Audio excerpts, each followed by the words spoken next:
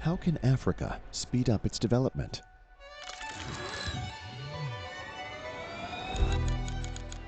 By speeding up its energy transformation. Despite Africa's great potential for clean energy, only a tiny fraction of the world's renewables is installed here. The African continent is growing faster than ever, and it simply can no longer afford more investments in the dirty and fragile economy of the past. Today, we're at a turning point. The recovery plans are the once-in-history push to radically change direction. We are here to make it happen. At Res for Africa, we stand for Africa. We believe in its huge potential. We believe in its innate energy. We believe in its growth. And we believe that all it needs is an enabling environment for its full development.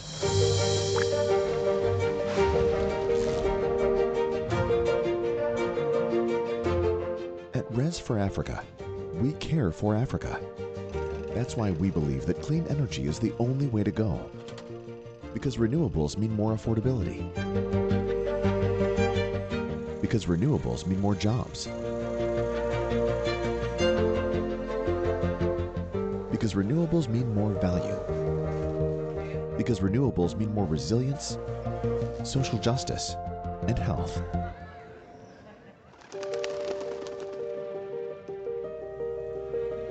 At Res for Africa, we join for Africa. A unique blend of expertise along the whole value chain of renewables, joining forces to accelerate the transition towards a sustainable and inclusive future. At Res for Africa, we innovate for Africa.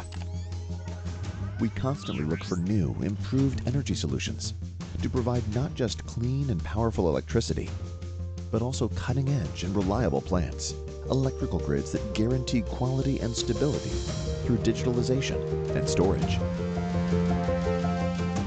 At Res for Africa, we act for Africa. We promote dialogue between governments and private players to define conscious, long-term policies, encouraging adequate investments. We share know-how with all stakeholders to promote the full development of Africa together.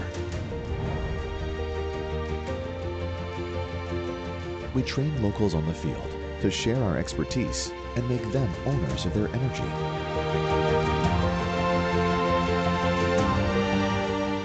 And we never, ever stop looking for new and win-win business models made of African DNA.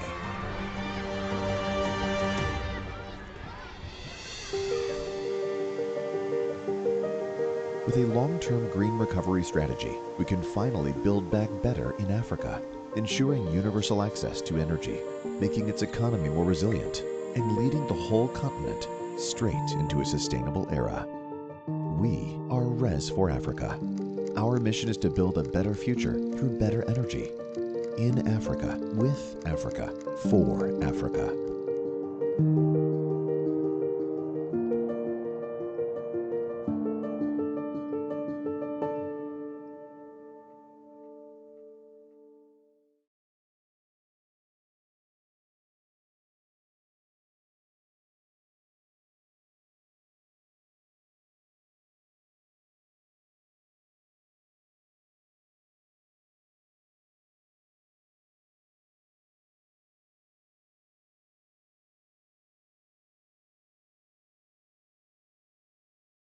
Good morning, everybody. Thank you so much for joining our second webinar on digitalization. I'm Roberto Bigotti, the Secretary of the Res for Africa Foundation. I hope you liked our new institutional video, which tries to identify why and how we try to share with our African counterparts the key issue to allow, after all, growth investment in all the technologies that we consider appropriate for the transition. Now, today is a second webinar on digitalization. The first one was on disruptive technology, more general one. This one is more on mini grids because we want to be sure we do touch the two sides of the access to energy issue. We're going to have one next on electrical mobility, where digitalization is a strong part, and finally also one on smart energy infrastructure, particularly transmission distribution, to close with the storage. Now, my idea is that we have a group of experts today to share with you, and also a group, not a huge group, but a group of people who are interested to deep dive in this issue. Now, my question I want to pose to Luca Traini, who will moderate the whole day, and to the Carlo, who is responsible for the program. Is innovation and digitalization something that is spread everywhere throughout our work, or it makes sense to also create awareness and make a focus on digitalization as an additional aspect of our mission? So with this introduction, thank you very much for joining. Luca Traini, who is responsible for the Access to Energy program in Africa, will lead the meeting. Luca, the floor is yours. Thank you, Roberto, for the introduction. And good morning, everyone. I'm Luca Traini. I'm the program manager for Access to Energy in Rest for Africa Foundation. And today I'm glad to be moderating this session, where we will be inside, we will deep dive into this digitalization and innovation, particularly for decentralized renewable energy solutions. We have great speakers today coming from different organizations, different institutions with different point of view, and really looking forward to hear from them what is their perspective on the whole digitalization for this sector. So without any further ado, I would like to introduce the first speaker, Mathieu Monnier, who is the head of microgrid business at Schneider Electric, who will guide us through the innovation with technology, capacity building, and impact investing. So Mathieu, the floor is yours. Hello, so good morning everybody. Yeah, very pleased to be with you. Yeah, okay. Better with the slides. So yeah, so I'm located in the beautiful city of Grenoble, and this is where we have our R&D investment. So in the R&D center, I would say, in France, where we are developing solutions for microgrid and mini grids. If you go to next slide, please. Yeah, and as an introduction, and maybe that COVID is changing a lot of things. So you can see that I am speaking from the room of my kids. It's changing the way we are working, the way we are interacting more digitally, but it's not changing the real priorities. And one of the priority, if you go to the next slide, is to be sure that we are providing technologies, solution to let's say to bridge progress and sustainability. In Schneider Electric, it's something important. Very the core of our purpose is providing technologies that are providing and helping to bring life through energy. So we are very proud to be with you, and today I really enjoyed the movie that was presented earlier. And if we go to the next slide, what will be the recipes for this green future and having electrification for all, and electrification for all in Africa, where we have a real challenge, is by bringing together technologies like solar generation, so a new way to produce energy, new way to consume energy with net zero building, a new way to have mobility amongst us, and bridging all together with decentralized energy. So we have, let's say, most of the recipes. The idea is how we can move forward and how we can let's say achieve this vision. And decentralized technology and digitalization will go together in building this green future. So if you go to the next slide, I will try at the beginning to explain our views on what is a challenge. And energy challenge in Africa, I think most of us are aware, is really huge. We are still having too many people without access to energy or without the right access to the right energy,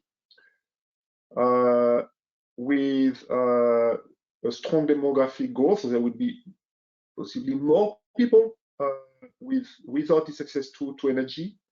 And if we look for more the productive usage, we still have too many, so 20,000 large electrical sites relying only on gensets, on diesel, meaning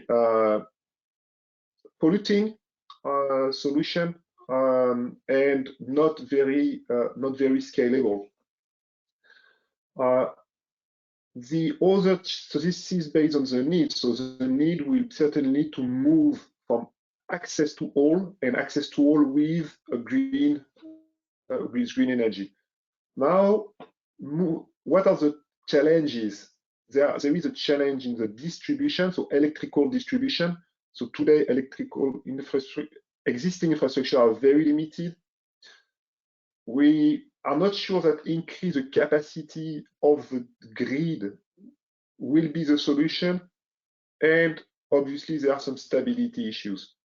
And if you look at the size of the challenge, it's if we want to use the same approach as we did in the rest of the world, we'll have to build, because of the size of Africa, a grid that would be the same one of China plus US plus India plus Europe all together. Certainly, it will be costly, too long, and not economy viable. So if you move to next slide, here what we're showing is how we solved, or let's say, what is the old way to electrify. And this is what has been done in Europe, what has been done in North America. Basically, we started with on-site mini grid, but fuel-based, standalone, that progressively has been connected through a grid with centralized generation, high voltage, medium voltage distribution, and end consumer. And now is to progressively integrate more renewable on the centralized generation, in the distribution network, and obviously at the prosumer. Basically, this is a good story, good journey, but basically it will take 150 years now if we want to do this. So certainly this is not the solution, or I think this is not a question, this is a fact. We need to find a new way. And next slide, the new way is to do what called a leapfrog. No, it's just jumping from the fuel-based standalone generation that we have in too many places still, to mini grid powered with clean generation that will be progressively connected all together, sharing services and building the green of the future. So the model is not to replicate what has been done with standalone generation to a grid and then have a smart grid, is directly go with mini grid and clean generation. How we are seeing this journey, and please on the next slide, is starting with what we call fuel saving. We'll say is, from the technology standpoint, let's take a site that is already powered and add renewable, add solar. And adding solar to the genset, we'll have a hybrid power plant, we'll do some fuel savings. it will help to decrease energy costs because solar is cheaper than diesel. It will help improve the sustainability. Can we do more? Obviously, we can do much more fuel saving. Do much more fuel saving mean really, let's say, make a coincidence between the electrical consumption and the capacity of production. So we can use here digital solution on weather forecast, of generation forecast, so that we will be able to match the generation with the consumption. And this is where digital technologies are entering, being able to manage loads in conjunction with generation. Can we do more? Yes. Fuel saving is good. Fuel erasing is better. How we can achieve it is, well, to add storage and use solar plus storage as if it was a generation, and diesel will be only as a backup. It will require more digital technologies for the control and the management of the microgrid. It will require technologies for the optimization, etc. And here we're coming to a real control of energy costs, because we will replace diesel fuel by the energy from the sun. It will be much more reliable because we will have not only a backup with the diesel, but we'll have the diesel becoming the backup in addition to solar and storage. Can you do more? Yes, ultimately it will be when you will be connecting the mini grid, the microgrid, with the microgrid of your neighbor and being able to exchange services. You have energy in excess, you are providing energy to your neighbor, you are needing more energy, your neighbor will provide energy. And this is a way to be more sustainable, more reliable, and to have cost under control. And you can see that in this journey, we will progressively add new energy resources, control of the load, diesel, but as well much more digital solution. If you go to the next slide, and this is maybe to add a little bit more complexity, is what will be the number of microgrid we'll have to implement in order to reach universal electrification. And I will provide the answer, I think, and this is on the next slide, please, is 300,000. So we need to deploy 300,000 microgrid if you want to reach this. So meaning that we have to move every year from something that is hundreds of microgrid we are doing today to an effect of scale, that is to move from hundreds to tens of thousands microgrid per year. So this is where we see the challenge. The challenge is not on the technology, it's not on the go-to-market, on the way we are doing, is how we can scale, how we can move from doing few projects to doing a lot of projects. And this is where I will focus the presentation. And what we need is a joint effort. The joint effort being on the regulators, allowing very simply to let's say to have boundaries for having implemented this kind of project, simple policy, straightforward policies. We need to have access to financing at the right level, for the right size of microgrid. So no big stuff, and from the equipment vendor, and here this is the responsibility of Schneider Electric being an equipment vendor, we really need to work with simplified solutions that can be scaled, not too complex, not too engineered. We need to have African EPCs able to manage this project and do it at scale, not doing one project after two projects, but doing several projects in parallel.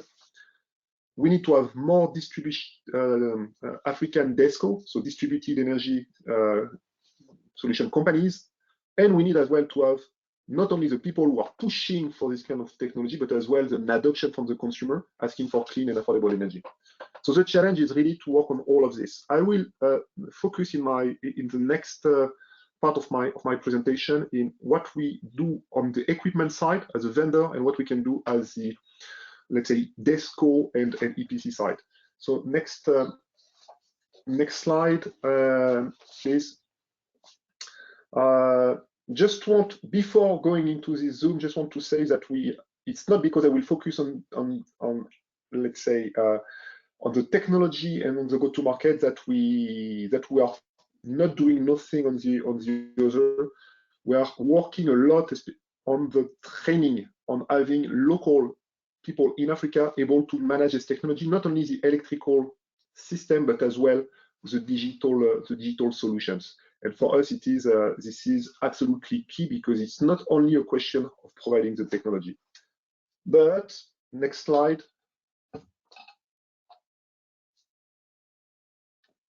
Yeah. I will speak about the technology, because I think as well one of the subjects was the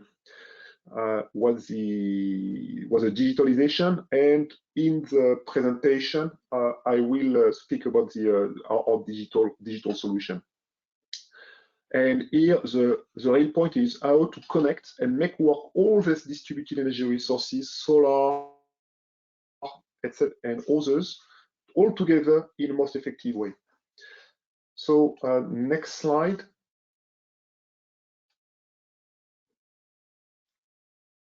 Where we consider is absolutely the real challenge in the case of a microgrid, and here I took an example of an hospital. So this, in the picture, this can be, let's say, an application quite critical, no, in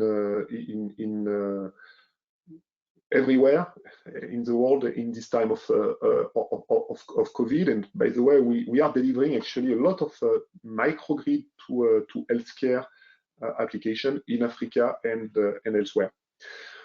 What we think this is a real challenge in terms of technologies is how we will be interfacing with load management, with the load, what we call flexible loads, how we will interact with this renewable generation, with smart inverters, and at the core is how all these systems will work together.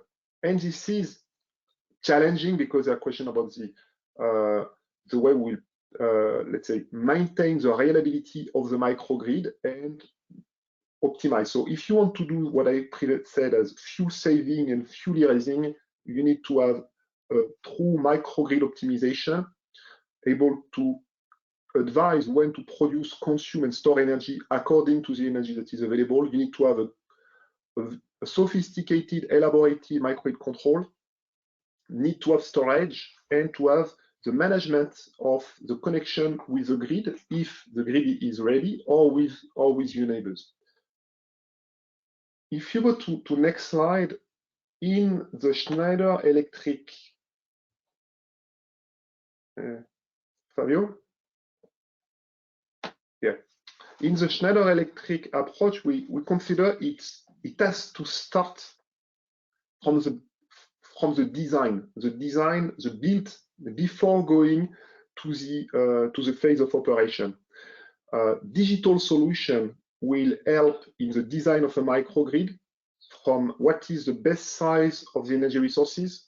It will also be, and we did an acquisition of a company called ETA that is providing assistance in electrical design, so that you can ensure that the bus bar, all the let's say the technology in a microgrid, power technologies are well designed, and then you go to the phases of operation. So the digital technologies are here to help give productivity in doing much more microgrid from the design build standpoint. When you have a good, well-designed microgrid using software, digital solution, you are able to do much more in parallel. You are able to do some copy and paste. That is something very good if you want to move from hundreds to thousands of microgrid.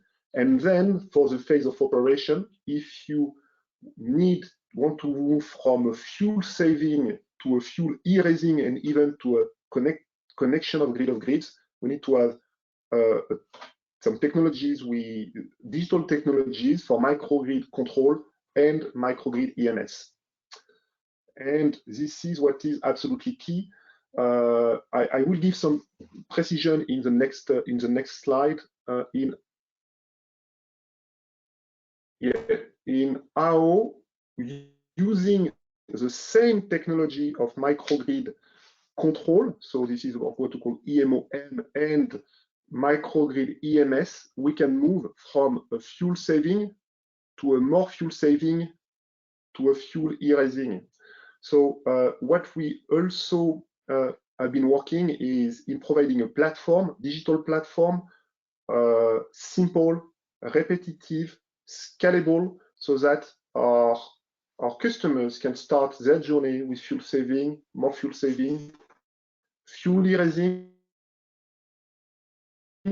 and connect ultimately with their peers. So here, the digital technologies are here to help providing more performance and get more from the energy resources locally in terms of cost optimization, in terms of renewable and sustainability improvement, and in terms of resilience, because when you have in fuel e-raising, you have the diesel as a backup and not as a main. Next slide. I will be cautious of time. I think I don't have much more. Yeah, next slide, please.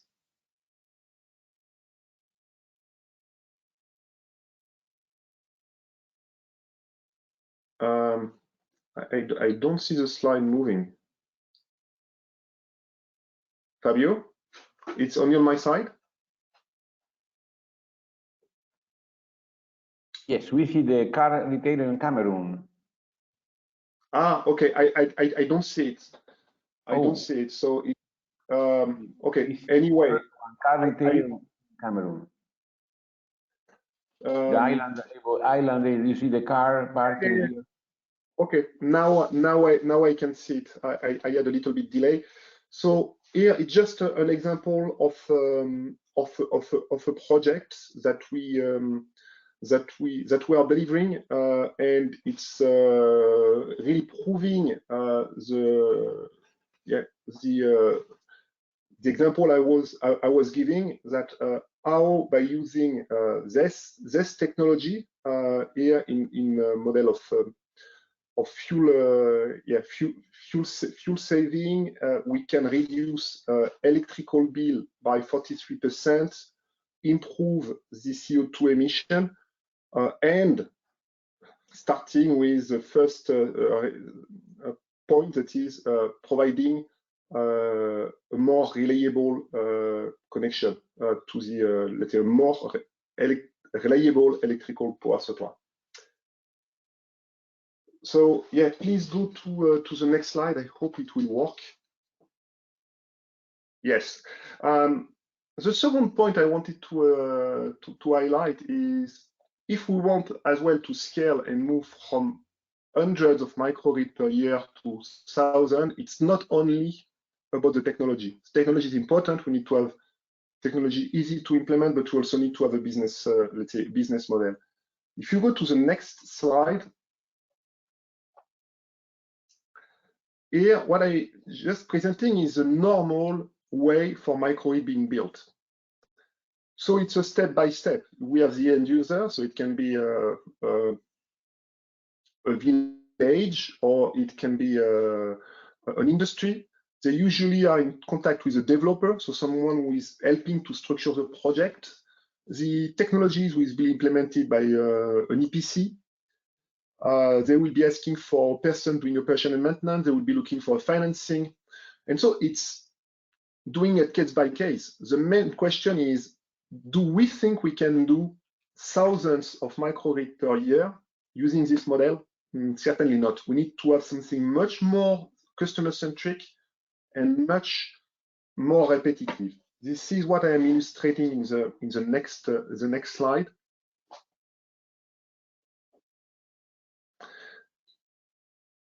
yeah, the model what we are using, it's called energy as a service. This energy as a service model is to avoid to have a lot of discussion with project development people, with technology providers, with EPC, with financing, with operation and maintenance, is to create an ecosystem where the end user can discuss with only one person, the energy as a service provider, so that he has a solution, a renewable solution that provides sustainability, resilience, and control of cost without having to manage the complexity. So it's trying to move from the scheme I presented earlier to something that is having simply one contact where you can develop microgrid and you can engage with the people. Is to move from case by case to really a platform where we can develop microgrid. And the next slide, and it will be the last one from my presentation. This is an example. So we launched this model of energy as a service in North America. We have created two companies, one called Alpha Structure, one called Green Structure, that are where we are working with financing people. We are working with developers as well, and we are creating only one platform. And so the customer is only discussing with one person. We are contacting, he contact us, we are building a project, and we are managing all the complexity of the microgrid. And it's so that the customer, if it's a restaurant, will focus on his customers and on cooking food. They don't need to become an energy company. And this is a model we really want, and we are starting to implement in Africa. We are starting this model in West Africa with a partnership with a company, Solarix, and the objective is really to have a model where we can provide to the customer a single point of interface where we cover all the technology, the complexity aspect of a microgrid, so that the customer can focus on their own. And this will be enabled by digital technologies, because the digital technology will help to manage the full loop, starting from development, then construction, then operation, and using the tools I presented earlier, so that we can have repetitive solution, and we can move from doing project per project per project to having a platform where you can deliver technology and solution at scales.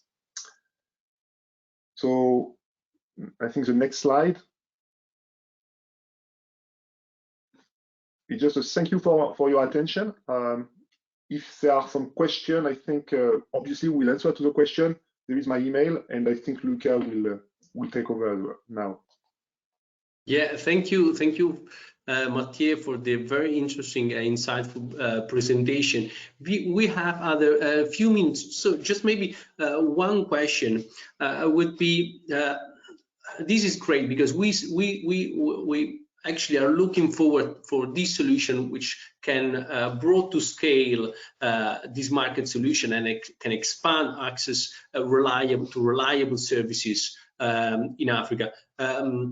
My question is this mainly focused for commercial and industrial customers, and how this, if yes, applies also to access to electricity also for multiple customers, so being villages or so on?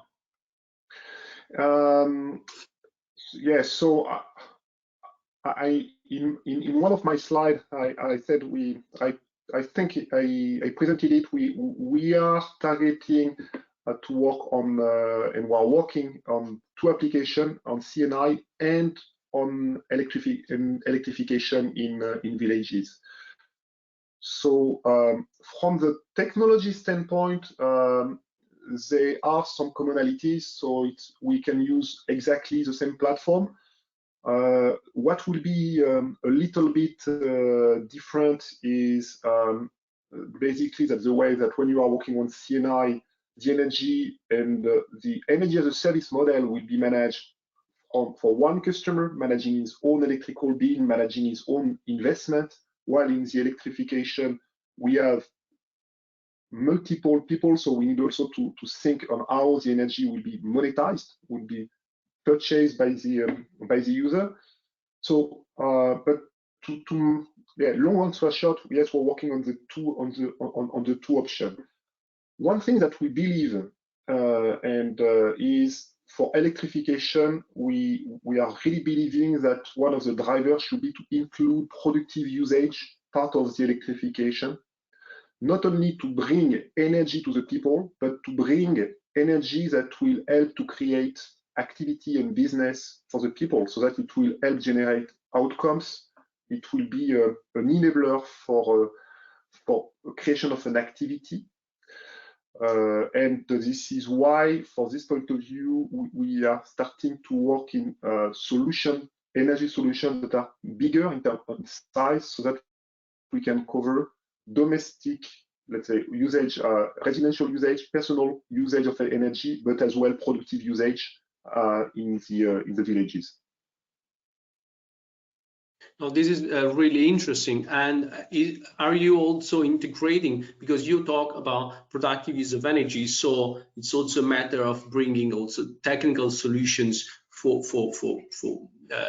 pushing the economic development. So in this sense, are you also discussing about the opportunity of providing such technological solution, meaning, I don't know, appliances for the customers to be used for their businesses? So as General Electric, we are not a generation company and we are not an appliance company. So we are not providing appliances, but we are tailoring specific solution for certain application. Let's take an example. In our microgrid or mini grid, we have some option for water pumping, and we are integrating the pumping of the water in our electrical design, so then we can manage the inrush current required to pump water. So this is an application that is required for agriculture, can be required as well for fisheries, other kind of application. And we have also done some specific design of electrical systems so that we can power some agriculture transformation, agriculture process. So we are not providing the appliances, but we are ensuring and we're working on specific application for productive usage. Thank you, thank you. This is really interesting, and I'm seeing that there will be many other questions to share with you. So I welcome. Please keep writing to the participant question, and then we will make sure those questions will be addressed by Mathieu. Anyway, again, all the presentation will be available on our website just after in the coming days. So again, thank you, Mathieu, for your presentation. Thank you very much for your participation. Thank you. Now, I'm glad to introduce Glauco Pensini, who is the Sales Director at SEAL, who will guide us through the decentralized renewable energy solution for urban, rural, and industrial development. So, Glauco, the floor is yours. Good morning, everybody. Thank you so much for this big opportunity, and I'm glad that we are able to find out solutions to keep our job of developing and finding out solutions for Africa, but not only for Africa. So I'm very, very glad to participate. Next slide, I will do a quick introduction to our company. We have been founded in 1993. Next one, please. And our mission is not only to provide products able to help our customers, our partners, but really to find out their best solution for any kind of problem of energy and safety. Next one. So we are We are, like I was telling you before, have been founded in 1983. Very, very shortly, we are an Italian company located just outside of Milan, and we have got some other branches. I will be a little bit faster on the first years of our life, because in that time we have been very, very focused on UPSs, so on uninterruptible power supply. That right now, after let's say the merge between renewable energy and the UPS world, is called storage, because of course there are some batteries somewhere where we could store energy for different applications. So next slide, please. During the years, of course, we have developed several kind of products. We fully design everything here in Italy, so this is always a symptom of good quality, of course. And during the years, we have achieved all the main important certification. Next one, please. And let me say that in early 2000, we have started our second business unit that has been renewable energy, and with much more focus on PV, on solar. Why? And I hope that I will not bore everybody with too many technical details, but here and there are some details, yes, because the UPS is basically made by an inverter and a battery charger, a rectifier, plus a static switch.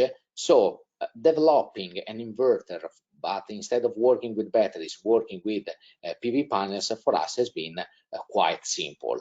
So during the first years, we have been focused mainly in the European market, but then, next one please, we have started developing also around the world, mainly focus on South America, North Africa, North America. Next one, where we have also established some of our branches. So really, I go really fast on the presentation, but of course, this is again just to show you that we know how to manage energy, and we are able not really to sell a product, but to find out the best solution. Next one, arriving to the most recent years, where doesn't matter if it's a big solar park, a big solar farm, or is a small tiny one village in the middle of Africa, for us is the same. The way in which we approach it is exactly the same. Next one.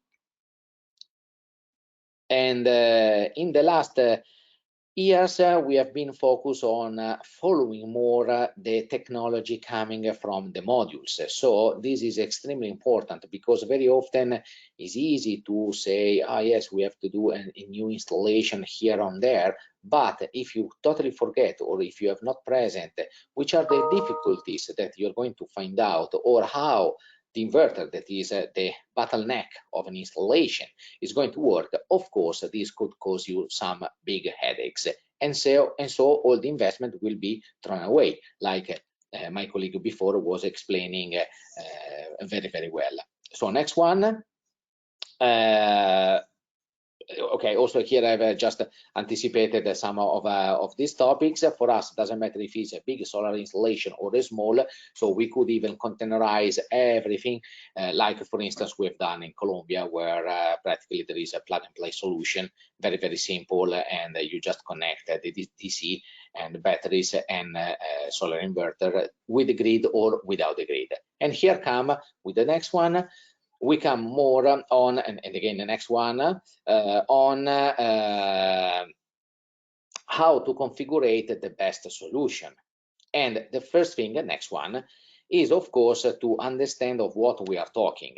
When we're talking about storage, when we talk about hybrid system and so on, there is a lot of confusion.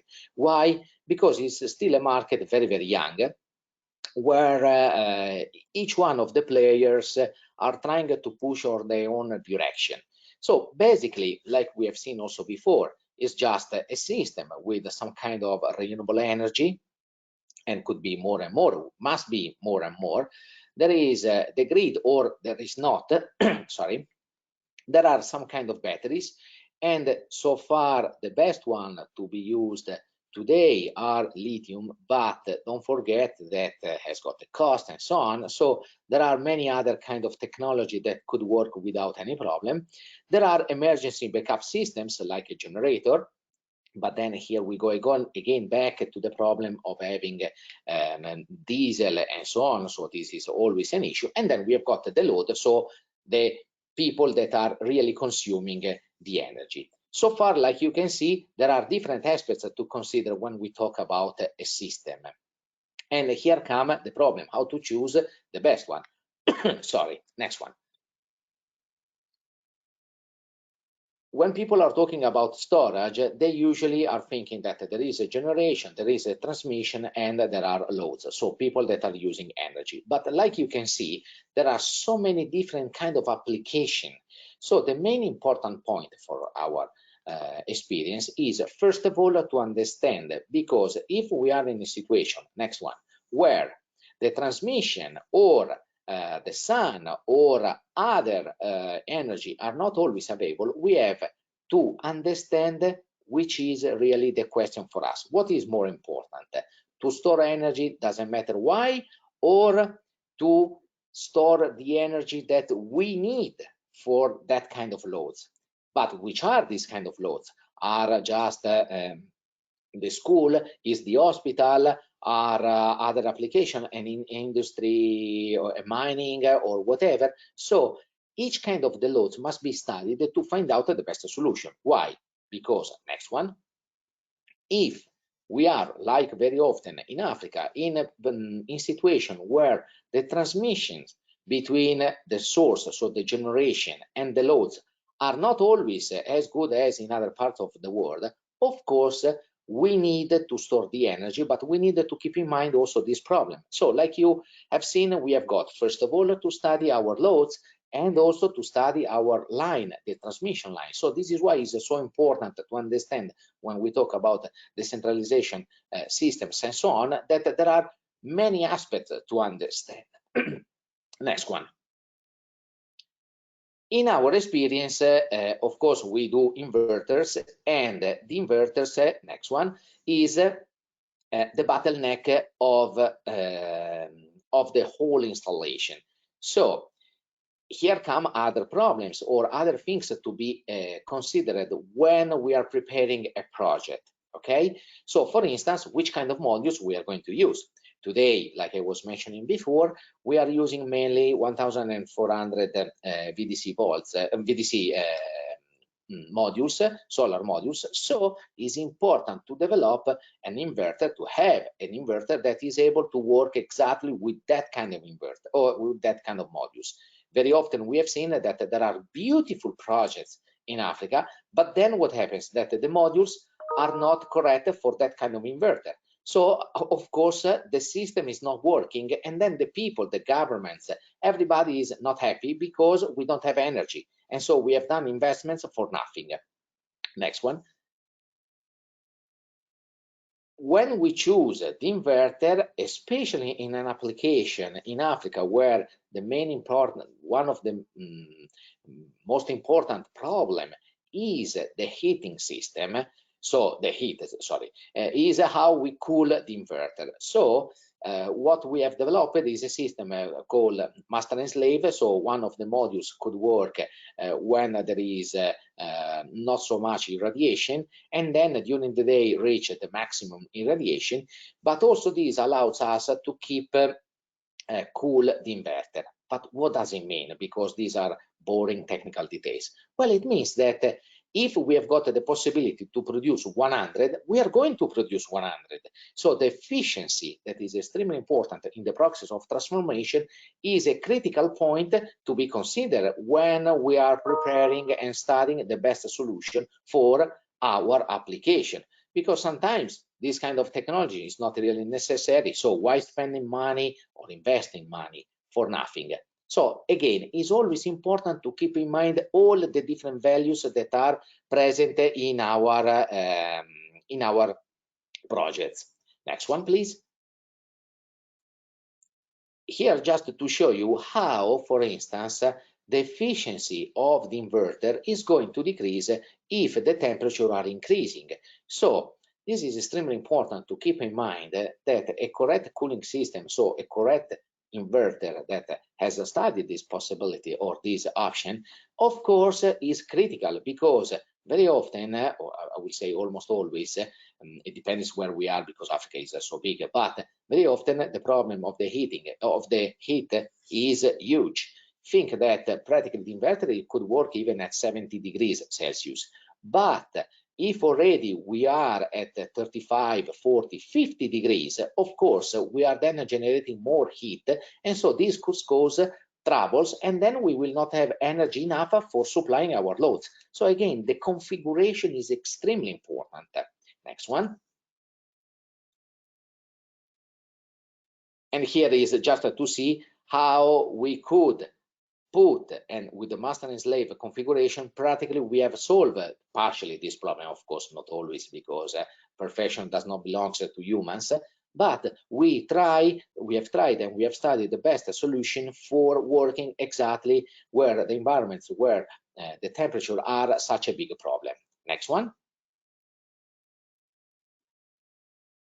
Again, I'm talking about efficiency. So I repeat, if we are working with an efficiency of 99 point something, it means that during the day we have got this curve, and of course we are lucky because there is a lot of sun. But if we are not able to follow completely this curve because we have got a derating, it means that all the energy that we are supposed to supply to the load, things the hospital, but also eventually the energy more that we are going to store for the night or for other application, because when we talk about storage, we have to keep in mind that it could be several aspects.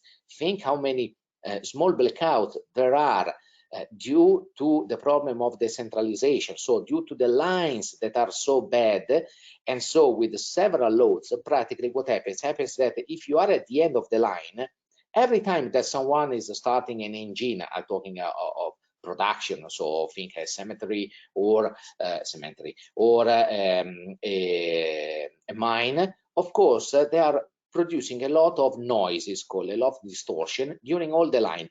But if we are the small latest villages isolated, maybe yes, we receive energy, but we have got plenty of blackouts. So here is extremely important to keep in mind that we don't have only to store energy, so having the correct batteries, only to avoid our night consumption, but also to prevent this problem, and so that during the day we have got practically a kind of, let me say, constant wave of energy, so that also our machinery or our refrigerator does not stop every time because there is a blackout, and then we are going to throw away all the vaccine for the COVID, for instance. So it is extremely important to keep in mind that efficiency is allowed us to have more energy eventually to store when there are this kind of distortion also. Next one, please. When we are so isolated, then comes another problem, like my colleague was showing before, that is monitoring this system. Because if we have got our solar farm, big or small, doesn't matter, let me say 100 kilowatt, so not so big, but not even so small. But we are, I don't know, let me say 500 kilometers far from the most developed city. This is a problem, because if something happens on the inverter or on the whole system that we have built, we have got a huge problem, because no one knows what is going on, and before someone else goes there and do the service, I repeat, like before we were mentioning O&M is extremely critical point. It is extremely important to keep in mind that we don't have only to make an installation, but also we have to keep care about this installation, so to do the service. But it's possible sometimes that we don't know because we are so far and we don't have all the necessary spare parts. So having a complete monitoring system that could read all the parameters and all the things that are composing the solar installation is extremely important, because immediately from everywhere, but let me say from the capital, or in any case for the most developed city, for the closer, most developed city, this is extremely important because an engineer could immediately understand what is going on. There are some parameters that could be changed and could be fixed just by stay online. And even Africa now has got sometimes even better lines than not with mobile than not in Italy. So so far I could only say that it works everywhere. And next one, please. So the monitoring. Okay, thank you. Like I was saying you before, we could monitor not only the inverter. Well, okay, that is easy, and most of everybody knows how to do that, but also the batteries, but also the genset, but also eventually some kind of loads. Think of a hospital isolated, because this is our topic. And the hospital, of course, is the main important, the most critical load. So we need a PLC that is able to select which are the loads, so which are the applications, which are the lights that we could switch off, okay, until we have got enough energy. So the hospital, for instance, we've done an installation like this, is the main important load, and so with the PLC we have switched off, we are going to switch off all the other loads, and we have to keep energy to the hospital at least for 3 hours for the emergency room. If you think, is incredible, because at least we are able to keep giving life to the people that are in the emergency room. So it's extremely important to have a good monitoring system that this could also be watched, view from remote, so from everywhere else you are in the world. Next one, please. And okay, here are just some examples of how many parameters you could see and so on. Next one. And all these are extremely important because shows that if you know your product and your whole installation, you could add parameters, okay? And it's very, very simple, but this allows you as owner of the system to have got just in one view everything. And then you could go deep into details to understand what is going on. Could be also just a fuse, okay? Sometimes it's very, very simple. So you don't need to call an engineer, spending time, money, and coming in your little city or your village far away and so on. No, you don't need it. You are able to do that just remote, you understand, and easily you could solve the problem just by having a remote assistance. And if you think today with the problem of COVID, of course, this has become a must. You cannot not allow the people to see what is going on in their own installation. Next one, please. Sometimes up to now I've spoken about storing the energy from the sun directly into batteries, but sometimes there is something much more simple. And one of the biggest problems, next one, of Africa is having the water. So you could eventually, next one, have directly connected an inverter, not anymore to a battery, but directly to a tank, to a water tank. Next one, please. And this one helps you in solving several problems about agriculture in Africa. Why?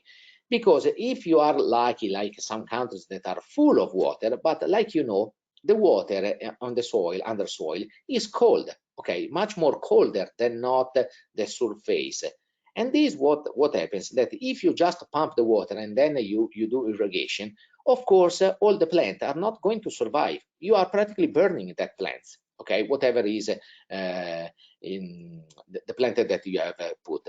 So having a system that allows you to store the water that right now you are pumping into a tank, and the tank will allow you to keep the temperature that is the same as the soil, and then pumping directly. And this is one of the applications. But also, if you think, sometimes you don't have to spend too much money because you need the two pumps, and the two pumps are never working together. Okay, so again, with us, but in general talking, not only with CL, general talking is extremely important when we are developing a project, to understand which are the real needs, which are the scope of our job. That is not only having energy, okay, but why we need that kind of energy, which is the real application for that kind of energy. And so it's extremely critical to understand the real needs, because I cannot propose, for instance, this kind of application in a country in Central Africa where there is water, and so they don't need them. So again, having the flexibility to find out the best solution is the key to approach the African market. The next one are just other examples about the application. Okay, I've tried to be as quick as possible to condensate everything and going extremely wide. But of course, if there are questions today or during the next days and so on, please ask, and I will be pleased to reply to everybody. And I've been so nice to stay on time, Luca. I mean, I need a prize. Thank you, Glauco, for your very interesting presentation and for giving us an overview with also practical examples of what is happening on ground, what are the main challenges, and of course also for being in time.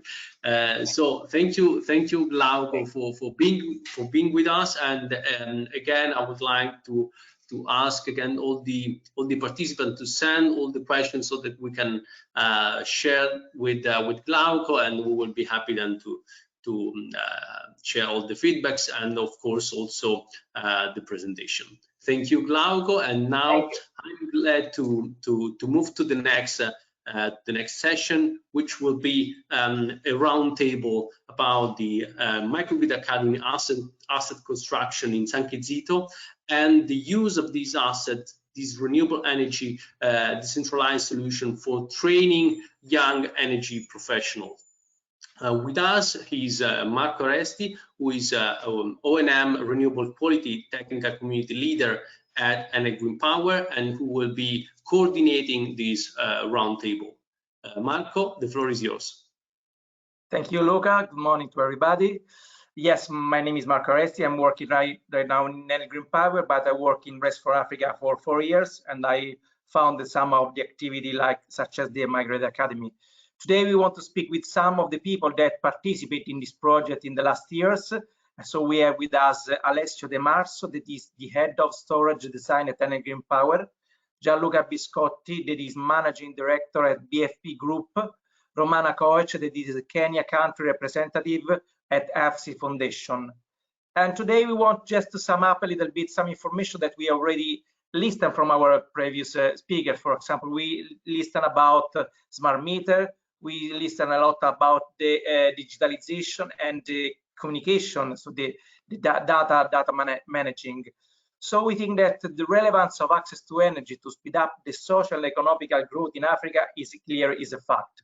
Training, youth, gender balance are the basis for Rest for Africa and for the training that we do with the Migratory Academy. The digitalization is embedded in the decentralized renewable solution, as we say.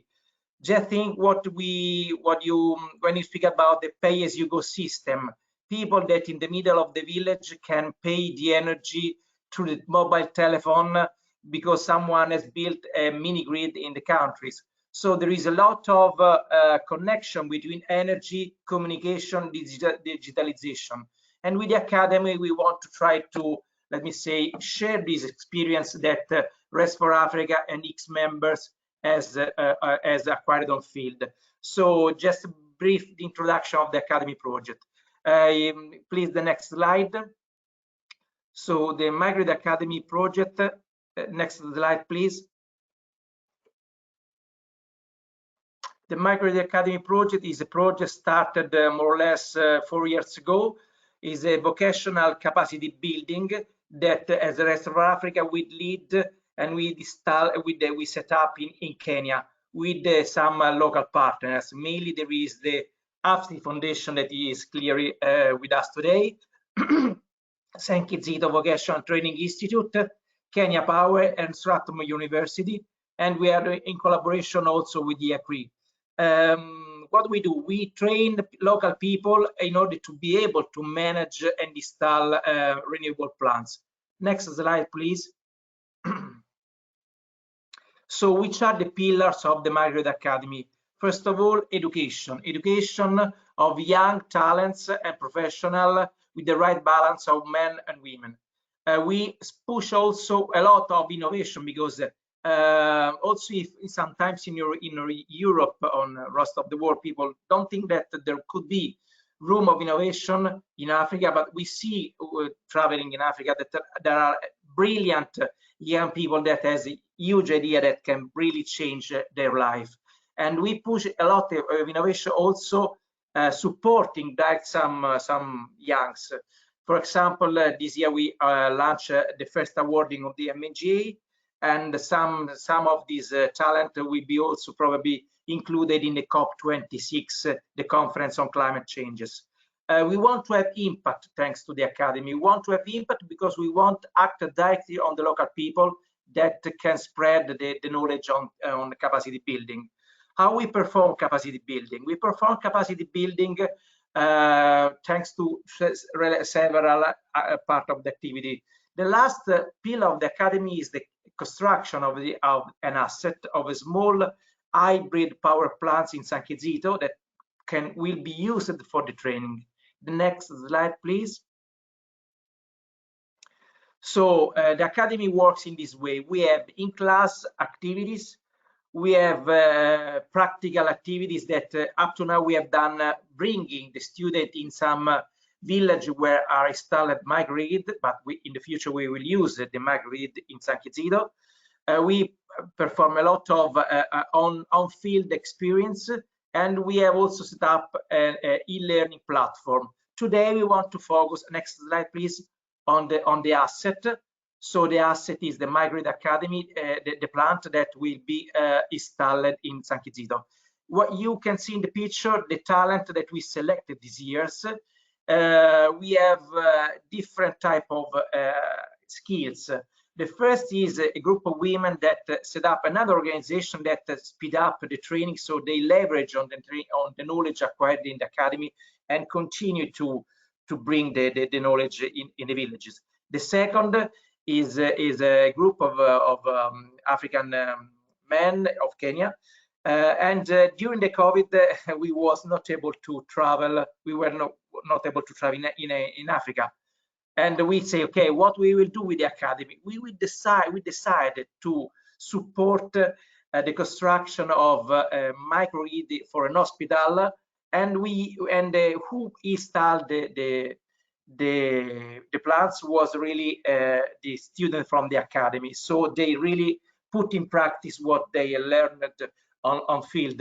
The last person that we selected for the awarding is a young lady that work on the connection between the energy and the food and the value chain of cold storage. That is also connected to the previous presentation, in which we see the connection between food, I mean water, because in Africa water means the generation of food, and the energy needed for that. But we want to today focus on the asset. So next slide, please. Okay, this is the result of the student that participated in the academy, and they will be mainly, they found a job mainly thanks to the academy. I want to give the floor to Alessio De Marzo, because Enel Green Power supported the Rest for Africa and the MG team in the supervision of the design and also in some other activities. So Alessio, the floor is to you. Thank you. Thank you, Marco. Can you hear me? Okay. Yes. Perfect. Okay. Good morning, everyone, and thank you again, Marco, for the introduction. For me, it's a pleasure to be here with you, even virtually, not physically, unfortunately, speaking about this important initiative. Can you move to the next, please? Okay.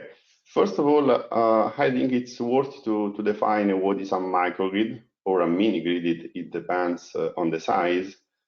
A mini grid is a system which links electrical loads and distributed generation sources and is able to operate both connected to the national grid and autonomously in so-called island mode.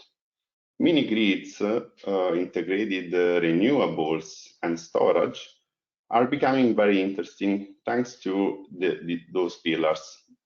First of all, their benefits in terms of environmental sustainability, then the falling costs of energy storage technologies, in particular batteries, and renewable energy generation systems like PV modules. Finally, the development of digitalization and intelligent control systems which allow the active management of the system. So this is an important definition of a mini grid, of microgrid that is sourced by IRENA. Next, please. Okay, this is the project that we are going to build in San Chizito. This is a mini grid that is able to operate both as grid connected mini grid and in island mode when the grid is down. The main goal is to provide San Chizito with a reliable and safe electricity system to run the school's activities, as well as a training asset on renewable energies and storage equipment. As indicated in the map, the compound is composed of a school, including also a welding laboratory, but also a guest house and a small factory producing furniture. The site is close to Nairobi, 20 kilometers far from the city center. And in the slide are also indicated all the other characteristics, meteo, hydraulic risks, and so on, but I prefer to not enter into those details and to move forward to the next slide, please. Okay, this is the actual situation. Power demand is approximately 500 kilowatts divided among the school, the guest house, the welding lab, and the Italian design furniture. This energy demand is mostly supplied by the national grid through a 200 kilowatt low voltage supply, and another one, a smaller one, of 3 kilowatt for the guest house and the water pump. Moreover, there are 3 diesel generators for a total power of approximately 200 kilowatt that are able to step in when the grid is out of service. To complete the picture, there are also a rooftop PV system, more or less 10 kilowatt, and a lead acid storage system of approximately 20 kilowatt hour for the guest house. Finally, there is also a UPS, always made of lead acid batteries, in the computer lab of the school. Next, please. Okay, some criticalities have been found on site during the site survey, and mainly regarding the status of the existing electrical network that has not been, let's say, properly maintained during the years and is quite unsafe. In addition, the photovoltaic system is not performing very well. The main consequences are a low level of safety for the people working in the compound, and also the fact that the energy supply is often interrupted due to overload. Next, please. Okay, moving to the scope of work of the mini-grid project, it is composed of mainly 4 blocks. Number 1 is the supply and installation of a new PV system, approximately 30 kilowatt, mounted on ground and composed of 216 thin film modules produced and offered by Trisan. Trisan is a PV module factory located in Italy, and is a branch of Enel Green Power. PV modules are complemented by string inverters for external installation. Number 2 is the supply and installation of a new battery energy storage system, so-called BESS, that is based on lithium-ion technology, that is much more advanced than the currently installed lead-acid batteries. The BESS has a total capacity of 30 kilowatt-hour, and it will be placed inside a 20 feet container together with the inverter, switchgear, firefighting, and monitoring system. Number 3 is the supply and installation, mainly, let's say, for demonstration purpose, of a micro wind turbine, approximately 500 watts. Finally, number 4, the renovation of the existing electrical system is added to the scope of work after the criticalities found during the site survey. Next, please. Okay, this is a detail of the asset that we are going to install in San Chizito.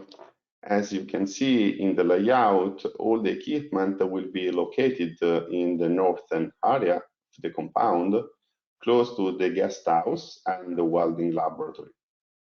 Regarding the engineering details of each component, PV modules, batteries, and wind turbine, I prefer to leave the floor to Gianluca Biscotti from BFP, that is responsible for all the engineering activities of the project. So thank you for the attention, and please, Gianluca, for next steps. Thank you, sorry, before jumping in, Gianluca, now thanks to Alessio, and once again I want that everybody focus on where is the digitalization. Digitalization in this project is everywhere, because to allow all these subsystem, I mean solar panel, wind turbine, batteries, to speak each other and communicate properly, digitalization is basis, and it is part of the effort that we will do in the training. So this is the huge concept that we want to bring with the student, and the supervision of Enel Green Power allow us to design the general approach, while Gianluca now will deep dive in the technical design, because they have done the executive design. It means that we are ready to build the plants, and Gianluca can really explain how to what means detailed design of project. Thank you. Thank you, Marco. Next slide, please. Thank you. And just a few words on myself, my company. BFP is an engineering firm, a consultancy firm. I work with 17 years of worldwide experience in renewables. Renewables is our main target and main core business for us. And we are listed in the 150 engineering firm of Italy, and we work more or less everywhere in the world, in each continent, in all continents, with more than 12 gigawatts of renewable PV and wind plants designed or regions. Our team is more than 50 people, 50 engineers, that are working. Sorry, Gianluca, we hear a bit of echo, so we ask all the other speakers to close their microphones, so to be sure we can hear you very well. Please, Gianluca, go ahead. Thank you, Marco. And I was saying just two offices in Madrid and in next slide, please. Jumping in the project, as I mentioned, San Chizito is a compound that is a training school for professional people like electricians, people that are specialized in welding. There is a factory of furniture, and of course there is a school and the guest house. So we have been called by RES4Africa. We are also a member of RES4Africa. We have been called to design the plant and to do also a site assessment. So I went with my my engineer directly there, and to assess the situation of the electrical system and to understand how to design the PV plant. Next slide, please. It's the targets of the project were three, and first of all, supply the school and the school needs with the renewable energies, mainly solar and then wind. Provide a demonstration system, PV and wind system for educational purpose, because as I say, there is also a training school for electricians, and improve the safety level of the school through a revamping of of its electrical system. This third target has been added after the site survey, because we understood that it was not possible to integrate a modern and a new PV system in an electrical system that was old, we will see later, and not safe. Next slide, please. So we decided together with our partner Enel and with the Rest for Africa to give these three targets to the project. You can see the plant area that, as I said, Alessio, is in the north. There is also the situation of the PV, the wind turbine, and the PV plant that is the core of the project will be built with the 216 3-sun frameless thin film modules, and with 3 inverters that will take care about 10 kilowatts for each inverter. Next slide, please. This is a slide for the support structure that we designed for the system. It is very important that we choose, for instance, ballast to attach the support structure to the soil, because this came from our experience in some countries where it's maybe more difficult to find a ramming machine to ram poles in the ground. So, but it's easy to find people and to find materials like concrete. So we decided to provide this design with the concrete ballast foundation. Next slide, please. This is the single life diagram of the renewable section. It's very important, as Alessio said, that we have a container where we will allocate all the electrical and electronic systems to manage the PV plant, and where the battery rack will find place. We will install 30 kilowatt hour of batteries, lithium-ion batteries, and using a rack installation. Next slide, please. These are small details of the wind turbine. That is a small one, 500 watt. It is just for demonstration purpose. It's not our target to supply the school with wind energy, also because the zone is not windy, but it is enough to show to students what is the energy of the wind, how it works, and how is a wind turbine built with foundation and pole and everything. Next slide, please. Some details of the electrical system of the school and the factory. First of all, there are 2 suppliers from public grid that feed the school and the factory, one for each.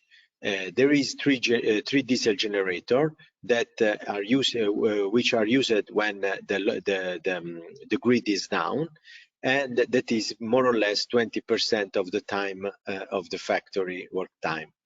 Then there is a small PV system on the roof of the guest house with a small storage that supply part of the guest house, and there is a storage system as an UPS in the computer lab. There is a low voltage 3-phase distribution across the complex, across the compound. Next slide, please.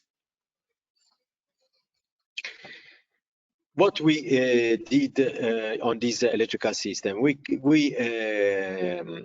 performed a risk assessment for safety, and we understood that there was very high risk for several reasons. First of all, the two supply from the grid goes in the same electrical cabinet, in the electrical box, and this is not a safety way to manage to supply. Then we found an unbalanced loads and protection coordination. Some part of the plant of the school and the factory was without a earthing system, and then we saw inconsistent cable design sizing with respect to loads and protection, and very old cables, and sometimes also burned electrical box, and part of the PV system that was already there was not working. Next slide, please. So we decided to go through this assessment that was creating a lot of problems in the school. First of all, safety problem, but not only, because the school suffered a lot of blackouts due to overloads and protection intervention, and due to the unbalanced loads. So we did a site survey, and we decided to improve the electrical network, changing most of the electrical box and most of the cabling. So we decided to close and to break the promiscuity between the two electrical systems. So we create a connector between the school and guest house electrical system and the school and the furniture, design furniture factory. Creating this with this switch to be used only if there is an emergency, like the school is without energy and goes to the factory furniture. And then we moved the loads to create a balancing between different loads. So you can see the new electrical single line diagram. Marco was speaking about the digitalization, and in this sense we designed also a program for a PLC that will control all the system. That the logic of the system is the PV will supply battery, the school and the batteries, and this microgrid will supply school and guest house. If there is a problem with batteries, for instance, a lot of days without sun, and the batteries and the system power is not enough to supply the school, there is a generator that could start. Or if they don't want in the school to use the generator, they will the system automatically will close the switch with the grid connection to the factory supply, and the school will be under the supply, the grid, the public grid system. So in this case, everything is automatic. There is no any intervention by the human, by the people. Next slide, please. Some picture of what is today on the left and what will be in the after the works. And so you can see this is the part of the main electrical cabinet that is for sure completely unsafe. You can see the two meters on the left that are the two supplies. So you can see that in the same place there are cables from different electrical supply, and on the right you see what will be the new main electrical cabinet. Next one, next slide. On the left, some secondary electrical cabinets, and on the right, what will be in the future. So you can see that this is part of the electrical protection are completely burned and are not working. So we will improve with the new one that you can see on the right. Next slide, please. Then we will also will collect the existing PV system and the existing batteries, both the one of the guest house and the one that are installed in the computer lab, and we will relocate in the new system, because today part of the storage system is not working, is not connected. So we will also use also the system that are there to be integrated in the next microgrid. Next slide. And this is the project. This is the design. We are very proud to be part of this project, and we hope to start the works as soon as possible. I give to Marco the floor. Thank you very much. Thank you, Gianluca. Thank you for the description. We try to share some technical details, but we don't want for sure to go too much in details. But you can see that the project is well developed, and it will be installed in the next months, thanks to the huge economical support of Rest for Africa Foundation, but also of the Italian Agency of Cooperation, AICS. It is very active in several African countries and mainly in Kenya. We worked with them in the last 2 years, and at the end of the day, they decided to support the initiatives.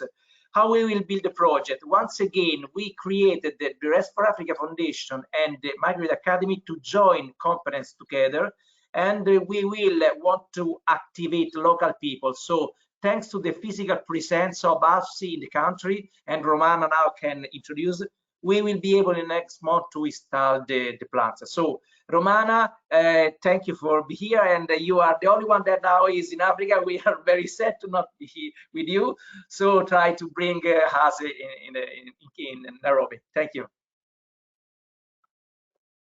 So good morning, good afternoon. It's already afternoon in Kenya, and I'm happy to be here as part of this presentation. So first and foremost, I'll say something about AFSI. So go to the next slide, please. So AFSI has been in Kenya since 1986, and our main vision, mission, and method is to bring integral development to in all circumstances, even in emergency context, and starting from the value of each person that is a given, and in partnership with all the stakeholders, including the donors, the community, the people themselves that are involved, as well as the government and the people of goodwill, like the partners. Go to the next slide, please. Next slide. So in Kenya, we are present in 26 of the 47 counties, currently operating a budget of 5 million euros. We have 30 partners, 75 staff, including 726 short-term, and those are our sectors: education, social protection, human rights, agriculture, climate change and energy, vocational training, and job creation. Just for record is that when AFSI came to Kenya, one of the first projects was to build St. Kizito at the request of the late Cardinal Otunga. Go to the next slide. So this is Kenya. Demographically, there are 47.5 million Kenyans, in which 46% live below the poverty line. There are 2 million children out of school, 1 million youth entering the job market every year, and more than half of the population in Nairobi, for instance, where AFSI headquarters is located, live in the informal settlements and occupying 5% of the residential land.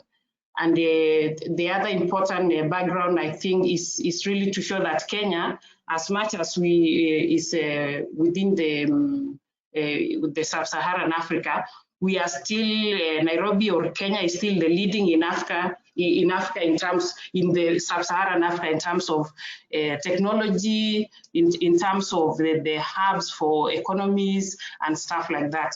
So, for instance, 91% of the mobile phone subscription is in Kenya compared to the general in Africa that's at 80%. So this also shows the level of digitalization that can happen in a country like Kenya. For instance, 20 to 25 years ago, I would not even imagine paying my bills, paying my utilities from the comfort of the office or from my home. So currently, almost the basic utilities, anybody in Kenya can be able to pay this, but it's only hampered by the lack of energy that can also be able to hasten digitalization. So some of the problems that we are facing in Kenya, for instance, include the Al-Shabaab, the tribal clashes, radicalization, and of course, like everyone else in the world, COVID really turned most of the lives upside down. And during COVID, there was also the problem of the locusts, the floods, and the cholera outbreaks. Go to the next slide, please. So AFC has been working in the sector of energy in the last period, mostly in this area of Africa, in Kenya, Mozambique, Uganda, Rwanda, Burundi, and then in South America, in Brazil, in Kenya again, in South Sudan and DRC Congo. And I think for us, the human factor in energy is very, very important, because we are working in the human sector, and what energy should bring is the quality of life for the human person, for the many children that we are serving, for the many communities that we are supporting. Go to the next slide, please. So why is energy important for digitalization? As I said previously, is that there are three main things that I think energy is aiming to do, and that will translate to the quality of life and to the improvement of welfare of humanity. One is for delivery of basic services like health and education, to promote productive activities, economic activities, and job creation for everybody, and also mainly for the youth. Like I said in the previously, in Kenya, 1 million youths are entering the job market yearly, and for sure the level of unemployment is quite high, and the energy and digital transformation could be a solution for this lack of jobs. The other third factor for digitalization and energy is the preservation of food, so that food wastage and preservation of food and the impact also on nutrition can be increased. Go to the next slide, please.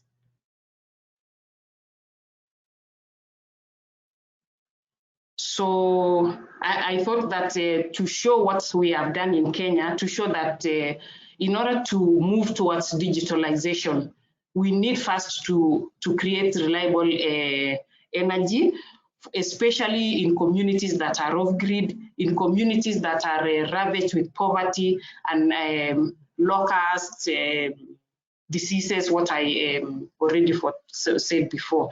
So in these slides, you can see what AFC has been able to do in the last period in the sector of energy. So that first slide is on electrification of schools in Dadaab. Dadaab is one of the biggest refugee camps in Kenya, and also I think overall in the world. It's located between almost near the border of Kenya and Somalia. Next slide.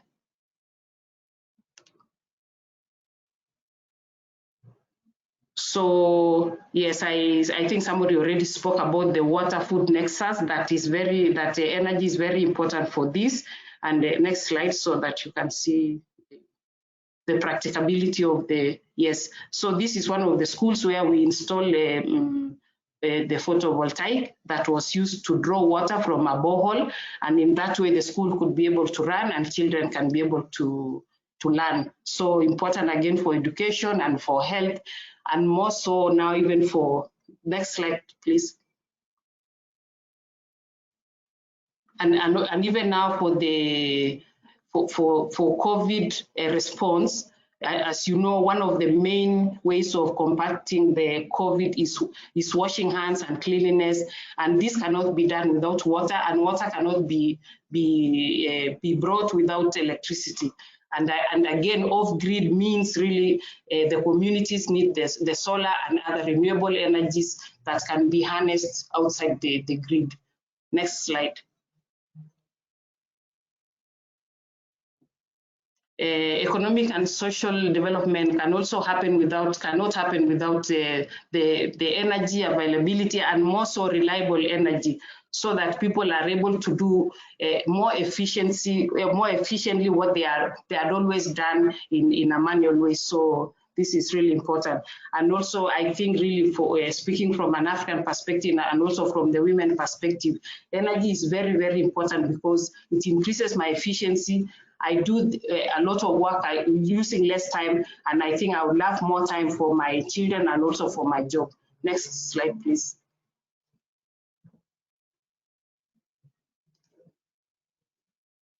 So in the last two years, this being the third year, we've been implementing a project in Meru County that we've been reaching to 5 dairy cooperatives and reaching out to 2,500 persons. And more important is that we developed these 5 milk cooperatives that will collect the milk, cool the milk, and then carry to the main factory, where maybe when the coolers are full. And the most important is that these cooperative small factories are running on, 2 of them are running fully on the photovoltaic. And this has really been very important because it reduces first and foremost the running of the cooperatives and also the efficiency of collection of milk in terms of the powering the computer that computerize all the recording of the milk. And in turn, that increases also the transparency in terms of the cooperative members. So this is for us is very important, and I hope it's something that we can really be able to build and move forward with other cooperatives, not only 5, but now to really scale up to more than 5. Next slide, please.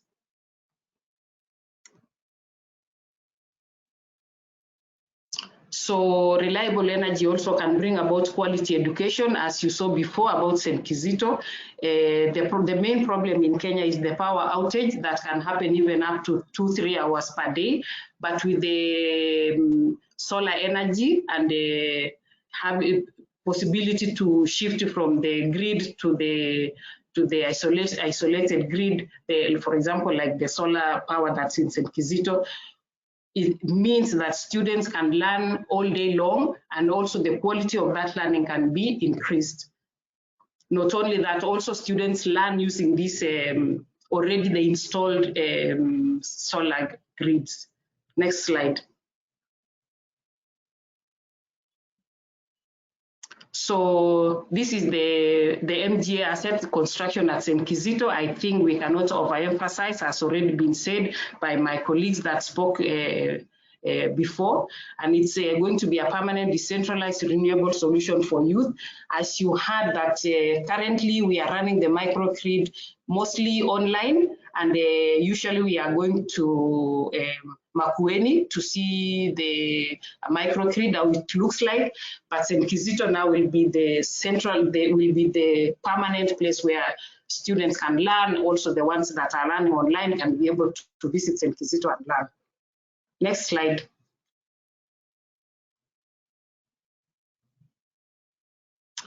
So I think this has already been said very well by Alessio, so please move to the next slide.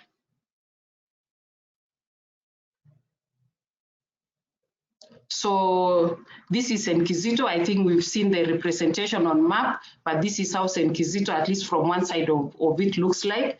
As it has been said, currently St. Kizito trains up to 700 students annually, combining the long and the short-term courses. So this is really huge even in Kenya, because most vocational training institutions train between 200 to 300 at most.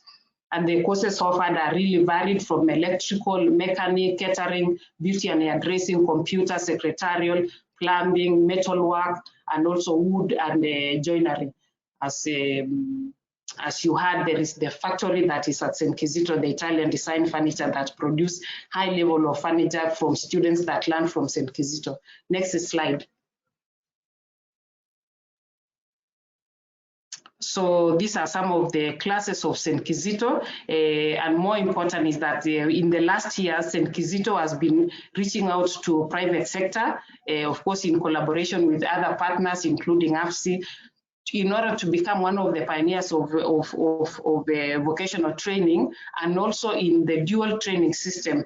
This is an important system that enables students to learn in the institution and also to learn in the factory, so that the new technologies that are in the factory can be shared to the school, and what the school learns can be carried out to the factory.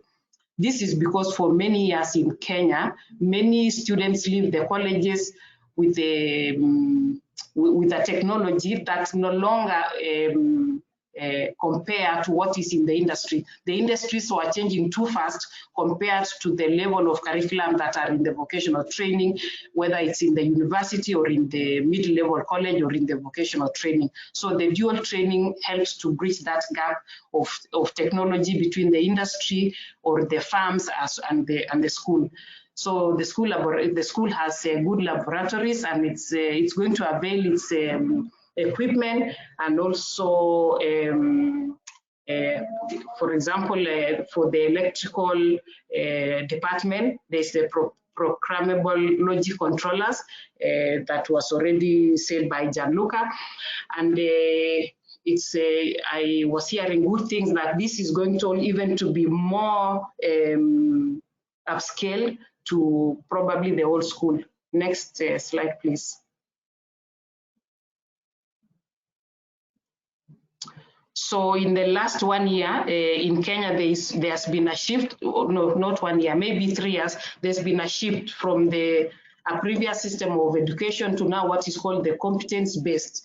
And in order to pilot, the government has chosen also St. Kizito as one of the pilot centers. Out of the 11, St. Kizito is the only private sector, private school that is piloting this. And this has been featured even in the social media, like the link there should be able to take us to the media when they cover what is done at St. Kizito. And one of the notable things of St. Kizito is that there was also the move towards encouraging girls and women towards the sciences, towards the mechanic and electrical, as opposed to the previous where women were seen only to do catering, to do tailoring, to do computer. Instead, now we see more girls moving towards the previously male-dominated fields, and at the same time, we also see the male moving towards the previously female-dominated, like the catering courses. So St. Kizito will be responsible for the operation and maintenance of the mini grid that will be in their compound. Next slide, please.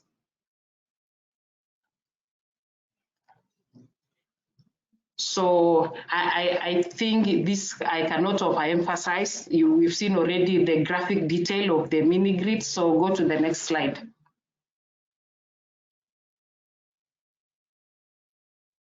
So with the mini grid asset in St. Kizito, we hope to, in the next 3 years, to reach at least 600, majority of the young between 16 and 25 years, benefiting from increased knowledge and competences.